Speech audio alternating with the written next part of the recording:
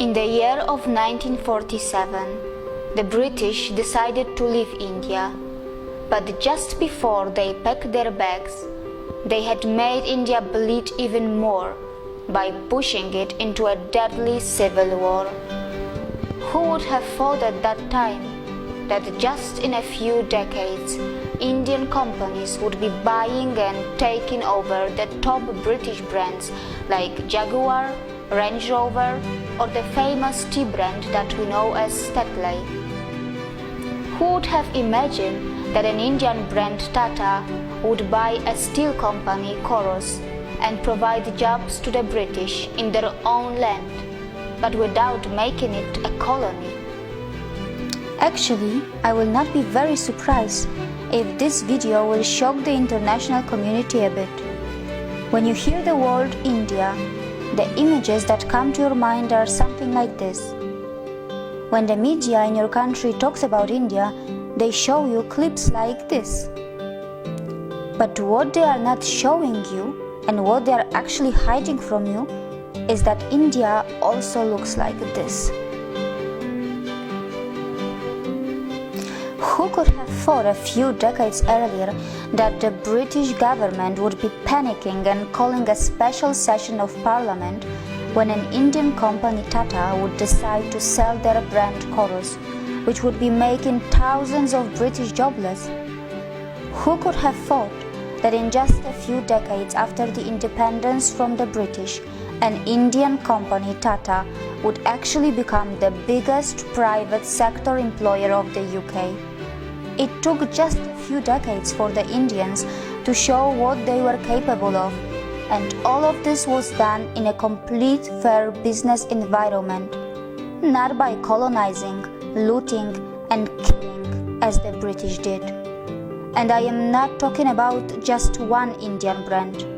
Today, there are many brands and individuals from India who are creating huge business empires on the land of the UK. But Indians are not here to take any revenge or prove a point. They are just doing what they have been always good at. And that is not just yoga, Ayurveda or IT. Indians, who are the masters of spirituality, are also masters in business. Indian economy has finally gained momentum. And mind you, it has not got to the 5th gear yet. Probably it is still in the 2nd gear. But what is surprising, that even in the 2nd gear, it has already become the fastest growing major economy in the world, already taking over China in that regard. And India still has so much of unutilized potential which is lying in its reserves. Now let's talk about the major industries of India. IT sector. India is the world's largest sourcing destination for the information technology industry, accounting for approximately 67% of the 124 to 130 billion US dollars market. India ranks 3rd among global startup ecosystems with more than 4,200 startups. Science and technology. India, a country which is a nuclear power, also ranks 3rd among the most attractive investment destinations for technology transactions in the world.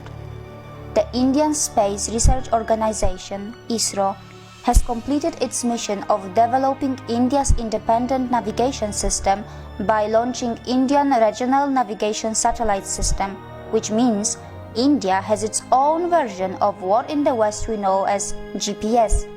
India is constantly helping other countries like Singapore, Germany, UK, and many more to launch their satellites as well. It has successfully undertaken space mission to Moon and even Mars. Pharmaceuticals sector. The Indian pharmaceuticals market is the 3rd largest in the world in terms of volume, and India is the largest provider of generic drugs. Gems and jewelry sector. India is one of the largest exporters of gems and jewelry in the world. They are a hub of semi-precious and precious stones. How many of you actually knew that 95% of diamonds in the world are cut, polished, and processed in India? And most of it happens in just one city of India, that is called Surat. Healthcare sector. India is fast becoming a hub of medical tourism of both types of healthcare, modern medicine and natural, which includes Ayurveda and other natural treatments. It has the advantage of the new state-of-art